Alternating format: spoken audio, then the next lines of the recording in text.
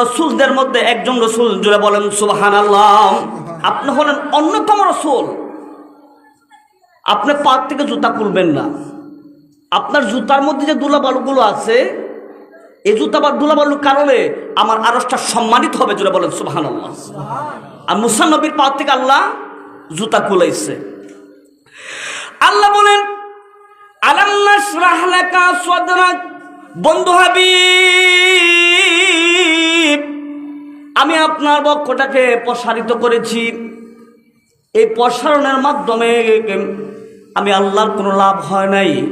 যা করেছি একমাত্র আপনার নবীর লাভের জন্য আমি আল্লাহ পাক করেছি, যারা বলেন সুবহানাল্লাহ। প্রথম সিনা চাদরের পরে নবীজি আগে কিন্তু আসমানে তারা দেখতে পাইতেন, চন্দ্র সূর্য দেখতে পাইতেন। আর প্রথম চাদর যখন হয়েছে 4 বছর বয়সে, ও নবীজি বলেন যে এই চাদর করার পরে আমি এই জায়গার মধ্যে দাঁড়িয়ে আল্লাহ পাকের আরশ আজিম পর্যন্ত দেখতেছি, যারা বলেন সুবহানাল্লাহ। আল্লাহ বলেন ওয়াদানা আনকা ওয়িজরাক। বন্ধু হাবিব, আমি আপনার উপর থেকে বোঝাগুলোকে সরাইছি, বোঝাগুলো অপসারণ করেছি। বোঝা বলতে আপনি আমি মনে করি দানের বার কাঁধে বহন করা, এটা একটা বোঝা না? মাটির টুকরি মাথার মধ্যে বহন করা, এটাও একটা বোঝা। দানের বস্তা মাথার মধ্যে বহন করা, এটাও একটা বোঝা। আল্লাহ বলেন বন্ধু হাবিব ওয়াদানা আনকা ওয়িজরাক, আমি আপনার উপর থেকে বোঝাগুলোকে সরাইছি, বোঝা মুক্ত আপনাকে করেছি। প্রশ্ন আসতে পারে নবীজির উপরে কিসের বোঝা ছিল? নবী কিসের বোঝা মাথার মধ্যে ছিল?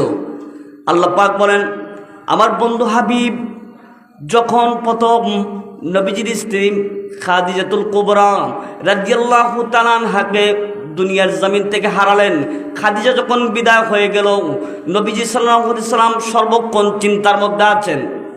চিন্তা থাকার কথাই কেন, যে খাদিজা থাকতেন, নবীজি সাল্লাল্লাহু আলাইহি সাল্লাম যখন হেরা গুহার মধ্যে ধ্যানমগ্ন থাকতেন। আজকে অনেক সময় দেখা যায় মুরাকাবা, মুশাহাদা, নবীজি মুশাহাদা মুরাকাবা করেছেন। কোথায়? এই পাহাড়ের মধ্যে, হেরা গুহা পাহাড়ের মধ্যে, নিজম স্থানে। যারা মক্কা মদিনায় গিয়েছেন তারা বলতে পারেন হেরা গুহা কতটুকু উপরে, কতটুকু উপরে যা তারা জানেন। নবীজি এখানে গিয়ে ধ্যানমগ্ন থাকতেন। এখন তো অনেক আধুনিক করা হয়েছে, ওই সময় তো আধুনিক ছিল না। ওইখানে নবীজি গিয়ে একা একা ধ্যানমগ্ন থাকতেন। আল্লাহ ওইখানে সর্বপ্রথম কোরআনের আয়াত নাজিল করেছেন, যারা বলেন সুবহানাল্লাহ। ওই স্থানে হেরা গুহার মধ্যে সর্বপ্রথম কোরআনের আয়াত নাজিল হয়েছে নবীর উপরে।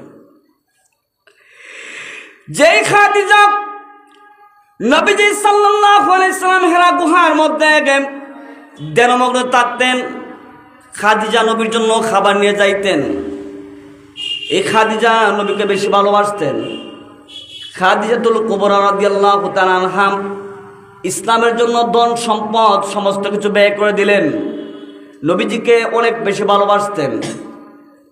একদিন নবীজি সাল্লাল্লাহু আলাইহি সাল্লামের উপরে যখন আয়াত নাজিল হয়, ইকরা বিসমি রাব্বিকাল্লাযী খালাক, জিবরাইল আলাইহিস সালাম যখন নবীজির সাথে 40 বছর বয়সে আলিঙ্গন করলেন, এই আলিঙ্গনটাই হলো একটা সিনার চাদর, জুড়ে বলেন সুবহানাল্লাহ।